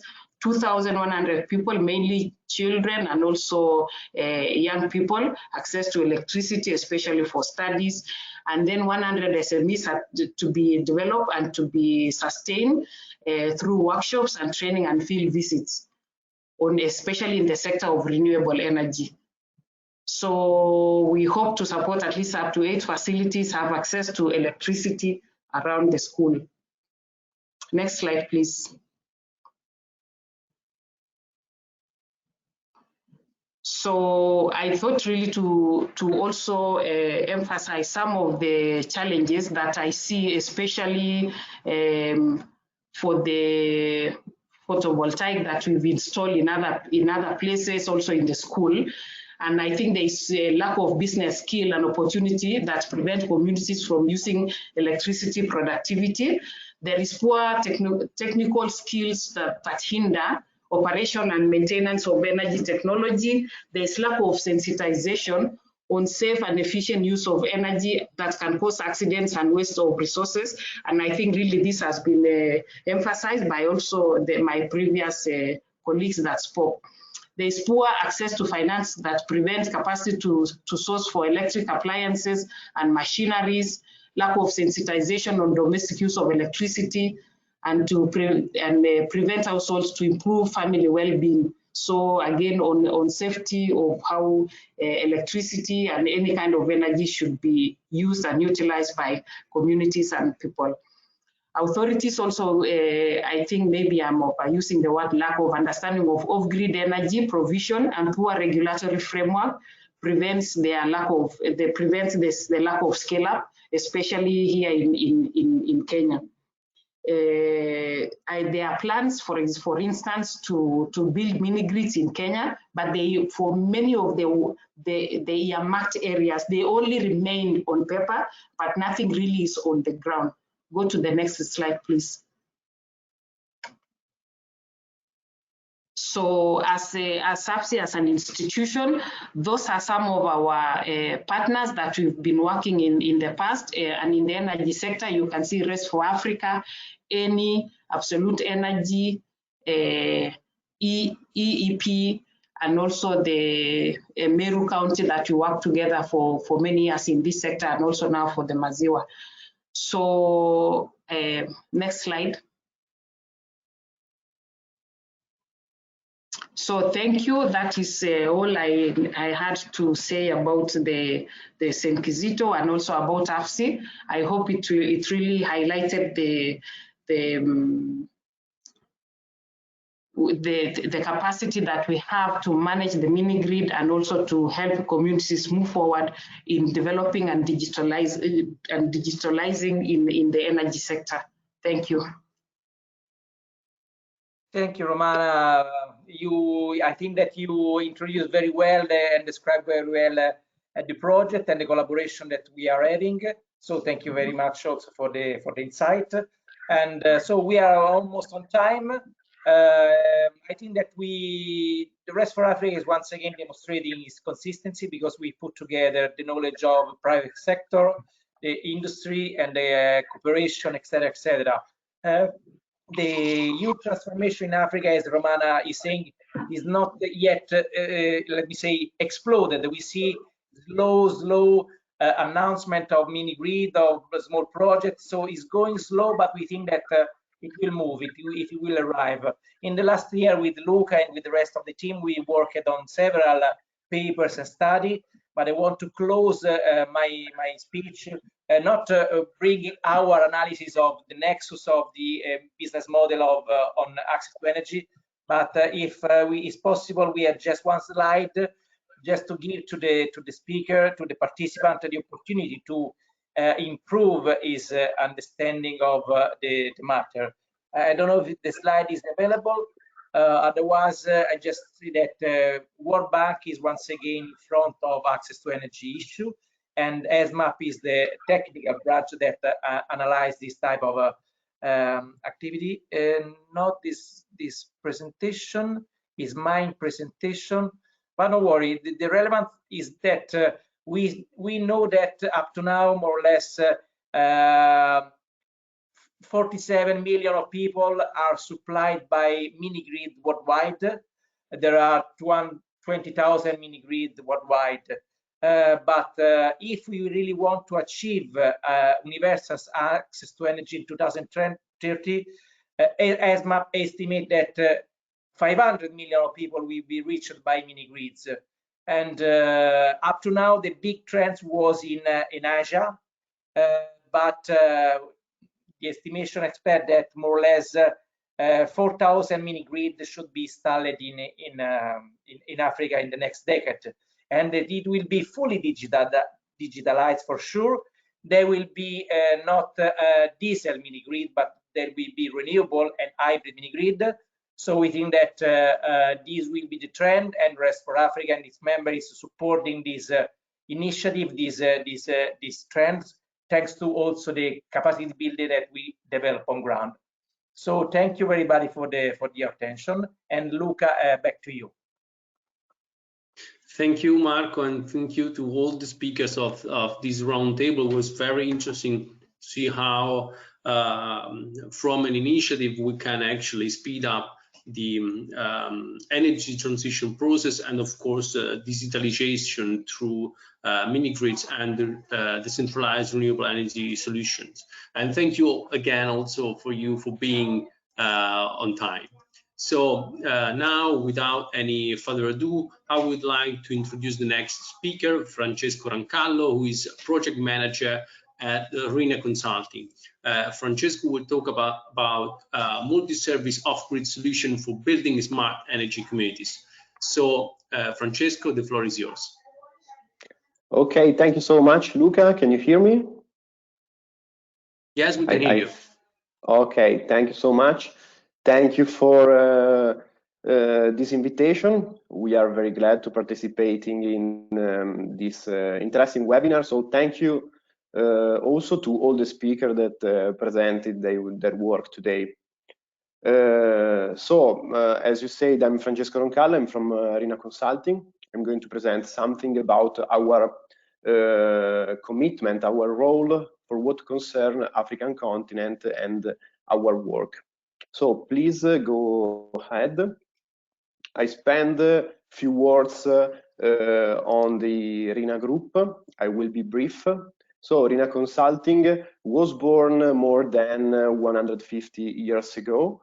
It born thanks to its works within the marine and certification sectors. After this, it opened also other markets within engineering sector. But at current stage, it includes more than 4,000 people, more than 200 offices in more than 70 offices all around the world. So the headquarters of RINA Consulting is currently based in Italy, but other very important offices are based in the UK, in the Emirates, but also in Africa, for example, in Egypt and South Africa. We are also currently participating in many active collaboration with many companies in Africa. For example, I would like to cite this large company that is based in Tunisia, that is called Comet, who is participating in many of other projects within energy sector. So please go ahead. As I anticipated, RINA's markets are mainly based on marine and certification sectors. Another big pillar that occupy a lot of RINA's work is related to the inspection. And then, as I anticipated, other important markets are related to owner engineering and third parties engineering activities related to energy, transport, infrastructure, and industry. So please go ahead. RINA, as RES for Africa, has a specific focus on research and innovation. For this reason, the group also have a very strong group within R&D. We are strongly involved in European research, and for example, currently we can say that RINA is the second top industrial participant in H2020 framework. It is currently involved in more than 180 H2020 projects. It is currently collaborating with more than 5,000 partners all around the world. Most part of these are based in Europe. And then, as project coordinator, is responsible for a total budget of more than €250 million. So we are really engaged in research and innovation. Go ahead, please. Here are represented some of the main R&D's interest areas. We have talked about many of these interest areas. I would like only to cite some of these, for example, the sustainability, the energy efficiency, that are two topics that seems to be very interesting for what concerns today's webinar.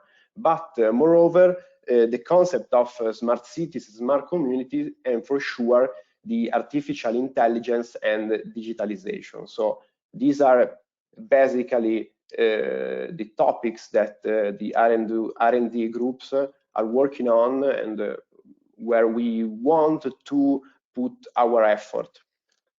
Please go ahead. So 2 weeks ago, we participated another time on another webinar launched by RES4Africa. The topic was digitalization. Today, I would like to briefly introduce the energy topics, trying to create some contact with the digitalization topic. So first of all, I would like also to share with you some numbers. These numbers are surely well known by everybody, but I think that it's very important to spend a few minutes about this, also to have a common consideration about this. So first of all, the people in the continent, we well know that currently the population in the African continent is about 1.2 billion people. But it's interesting, as we well know, to see that until the 2050, the population will be doubled. So we will arrive to a population of about 2.4. So a great fast growth in the continent for what concerns people will be faced. Another very interesting number is related to the average age of the population in Africa. So this number reach 19 years. So also in this case, we have to specifically think about to the future customers, to the future users that we want to involve in our projects, our activities. So 19 years is an incredible number. Another number that we think that is particularly interesting is related to the urban population rate. So the people that currently is living in urban areas or in cities.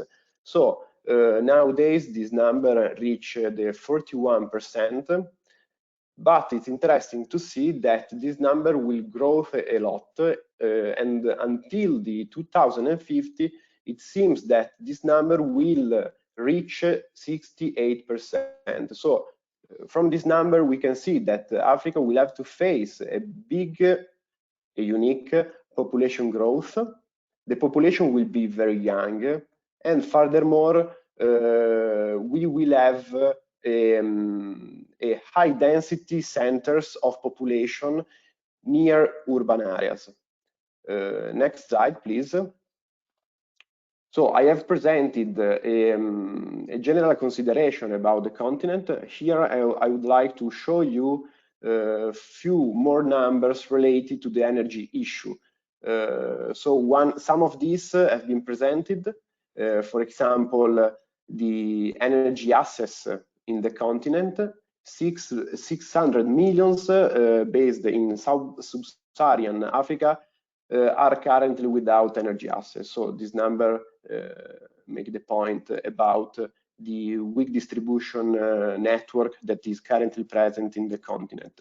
But another interesting number is related to the huge untapped renewable potential. So an hypothesis of the potential of the main renewables such as solar, aeolic, and hydropower is related to this very big number, so 24,000 terawatt-hour per year.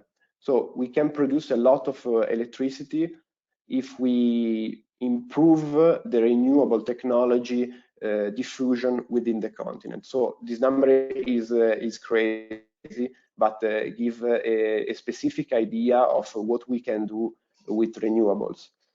Last number is related to the yearly electricity demand. Currently, this number is about 700 terawatt-hour, but it's incredible to see that consider the high population growth in the continent, this number will grow a lot, and it is expected to reach 2,400 terawatt-hour in 2040. So also this number is helping us to better understand that there are large opportunities in energy market in this continent. So this is a quite generic baseline to introduce some other concepts. Next slide. So another element that I would like to introduce. Next slide, please. Okay.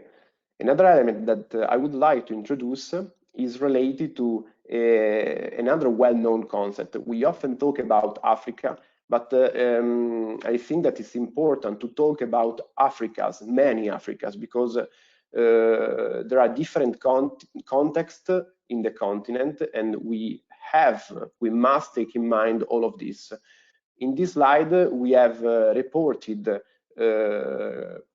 some basic indicators for different geographical areas of the continent. You can see West Africa, Central Africa, Southern Africa, East Africa, and North Africa. The numbers, the percentage that you can see are related to GDP, so the percentage of the GDP in that specific zone respect the total African GDP. The population in that area respect the total population in the continent, and then the percentage of people that have access in that specific region. So it's interesting to see that the energy access issue, as you well know, is not a problem in North Africa, but it's a problem, for example, for Central Africa and East Africa. But in the meanwhile, we can see that the population that lives in Central Africa is quite low. So this slide is only to better underline that we well-known generic problem, but we have the responsibility to improve our knowing of the specific context. Next slide, please. Okay, so some general consideration about this number could enable us to reach some opportunities. So a deep understanding of the local context, as we have seen, it's really important. We have seen also that in the next year, the continent will have to face a great growing in urban population, and this obviously means a growth also in energy demand. So we think that considering energy demand and it's fast growing the next year, we can have a focus, we may have a focus on some priorities. We have pointed out for example, priorities that we consider that will be critical, really important, that are industrial production in the future, the cooling demand growing, the development of some concept related to sustainable mobility, and improve the agricultural activities in the future. So we have identified these priorities, but these priorities also enclosed many topics. We have talked about some of these, but we have the intention as RINA to further work on this concept, and we are still doing this.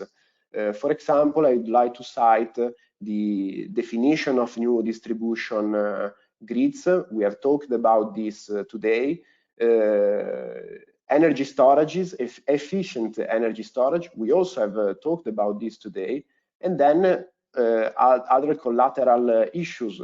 For example, water treatment, water management, waste recoveries. So the topics are many, and as innovators, we want to work in all of this. Please go ahead. we also today have talked about the Sustainable Development Goals. Innovation is important, technology is important, but our high-level objects is to reach the 17 SDGs.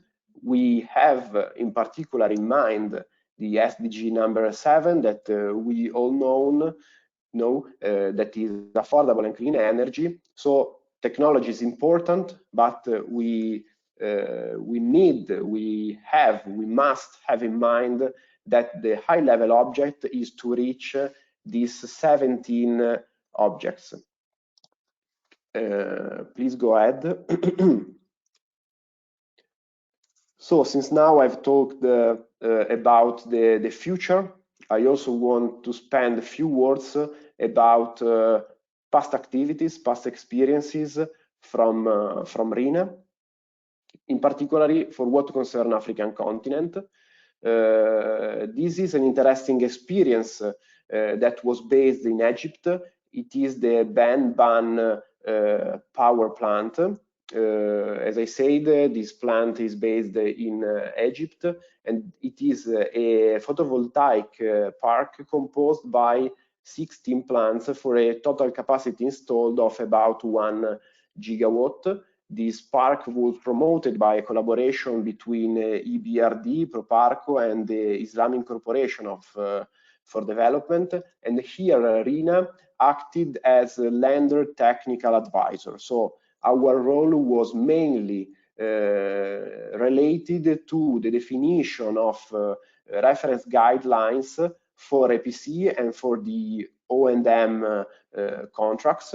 Furthermore, we also had to review the compliance of the project with the local grid code, and another works that took place and involved the local stakeholders was related to the implementation plan. So this is the first project related to solar resource that included also RINA in the African continent.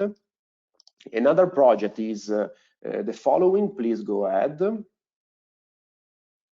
This project another time involved RINA for its large technical competencies.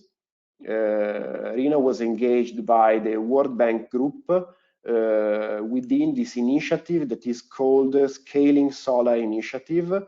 The final objective of this was to explore and enable the development of solar market in many African countries. In particular, we had the possibility to work with Zambia, Madagascar, Ethiopia, and Senegal.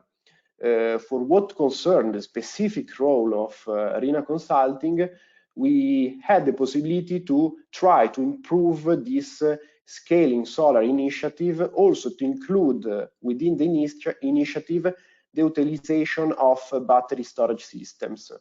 So another time here we acted as a technical advisor, and more into specific, our role was related to reviewing the existing technical documents, but also to try to add this additional complexity to the initiative promoted by the World Bank Group related to the storage system, and trying to be compliant with the industrial standards. So another time, a high-level technical role able to support the diffusion of renewables in the country. So I think that this concept is quite in line with the Rest for Africa and the activity that we are promoting today. Next slide, please. So coming to the last part of the presentation, today it's my intention also to promote some potential concept that we consider that can have a great impact in the future. So the first one is related to this idea that is the plug and play containerized solution, energy solution. that this concept includes the utilization of a common container, mainly used for shipping purpose, and a set of energy generation devices. The final object of this concept is to promote the decentralized energy production. We have talked a lot about this today. So I've cited these energy generation devices, and our intention is to combine many devices to ensure energy production within offshore areas, remote areas, or rural areas. This set of devices will include renewable-based technologies, for example, solar PV panels, will include also high-capacity energy storages. As we say today, this is fundamental to create a significant buffer of electricity for our activities. But what is quite innovative and unique is our intention to work with hydrogen also in African continent, and we would like to create, to implement here a complementary source of electricity production based on hydrogen technologies. So we want to implement in this container also a set of electrolyzer and fuel cell in order to generate electricity starting from green hydrogen. So this is a quite challenging issues, but we think that is, if we talk about innovation, if we talk about research, we have to do this step ahead. For sure, the last element for this concept will be based on an efficient smart energy management system in order to manage all the energy vectors that are involved within this concept. So as I said, we want to promote the decentralized production by using this combined solution. Thanks to the utilization of a containerized solution, we are able to be compact, robust, and quite movable. And this last feature is really interesting, really important, also to create a plug-and-play device. So we can take this container, put in a certain place, but we have to be ready for a plug-and-play utilization. So we put there this stuff, and then we must be able to use electricity as soon as possible. So thanks to this solution, we also have the possibility to be autonomous. So autonomous, why? Mainly because we can stay far from the national grid, far from other grids. So we have to be totally autonomous. We can be 100% fossil free. So we are not using the common diesel generator. We are not using fossil fuels. But thanks to the combination of RES-based technologies and hydrogen, we can be totally green. Furthermore, we can be modular, so we can size the solution, we can easily replicate the solution to ensure a high impact related to this technology.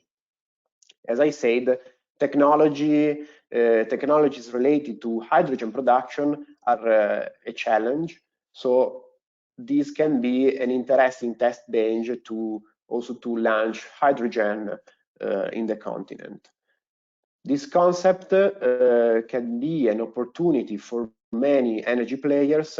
We think that, for example, system integrator, technology providers, and energy management system developer could have a significant role here. So we are open to discuss about this concept, and we invite all the speakers to start a discussion on this. A second concept, please go ahead. A second concept that we want to share with you today is related to this idea of a multi-service community energy hub. So we have talked about technological innovation, mostly related to the promotion of global energy access, but we also want to talk about social innovation. So we are working on this concept that is basically a multi-service solution to diffuse shared and basic services within off-grid communities. So we want to create some kind of energy hub that can be related to existing grid, to existing mini grid, or maybe we can think to couple this multi-server hub to the previous concept that I presented, in order to create development within remote communities. All these services are thought to be electricity enabled and are basically thought to generate development. I'm talking about basic services, and we have in mind a combination of basic services such as a recharge station for small devices, a community food storage, community communication system, community water treatment, entertainment, home appliances, first aid, and workshop. This is a very introductive idea, but we think that if we combine technology innovation and social innovation, we can create a real development specifically for those communities that are totally off-grid. It's interesting also here to also underline the aspects related to new business models that rely on this solution. So we want to try to develop business model able to also economically sustain these concepts. Also here we think that this concept could generate opportunities for many energy players, but also for example, public authorities or municipalities. Go ahead, please. And coming to the next slide, we also want to underline that RINA Consulting is collaborating with the University of Genoa, that is currently coordinating this unique network that is an UNESCO UniTwin network that is named Innovative, Sustainable and Clean Energy Research and Education.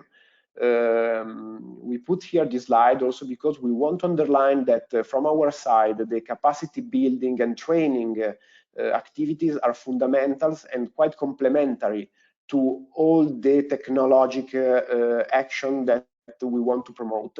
Here we want to share with you this initiative that basically is a capacity building platform that involves many actors all around the world that has the final aim, the final objective to generate new competencies, to generate training, educational contents in order to also diffuse all the technological and innovative advancement that we are able to promote within our projects. So we think that also this aspect related to capacity building is really important.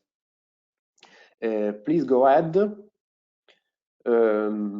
This last slide is only to share with you that as RINA Consulting, we are expert also in research, funding opportunities to work on proposals, project proposal, and so on. There are many opportunities.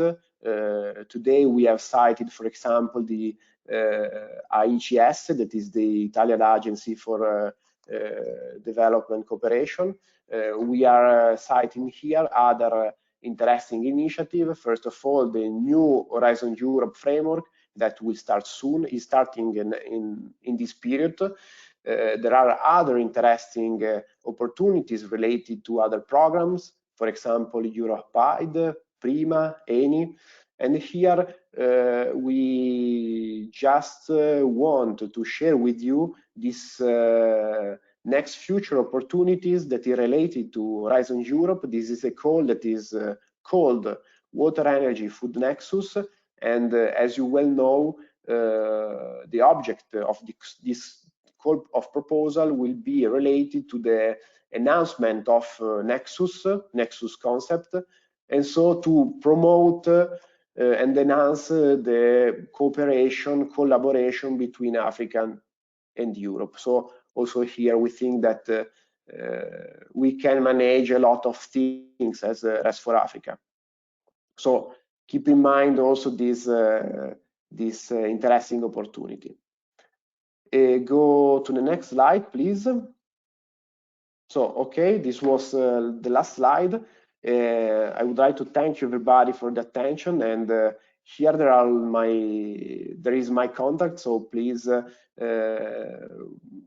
think that opportunities are many and the challenges are many, but I also think that we have the tool, the instruments to face the next future challenges. So thank you another time to everybody. Thank you, Francesco, for your presentation, for all the details, and also for giving us a perspective of what are the next opportunities. And you know how REST4Africa is also focused on and worked in the past 2-3 years on the water, energy, food nexus. So it's good to have also this call for collaboration on the nexus. So thank you very much, and we will have other opportunities for collaboration indeed. Now I would like to close this this webinar, and thank you for all the participants stayed with us and through all the webinars. And I would like to remind you that we will have other appointments. On the 17th of May, we will have a webinar particular for the e-mobility in North Africa, so very interesting indeed. While for digitalization, there will be other session in the coming months. I believe will be after the summer holiday, so we will have a short break. So thank you again, and stay healthy.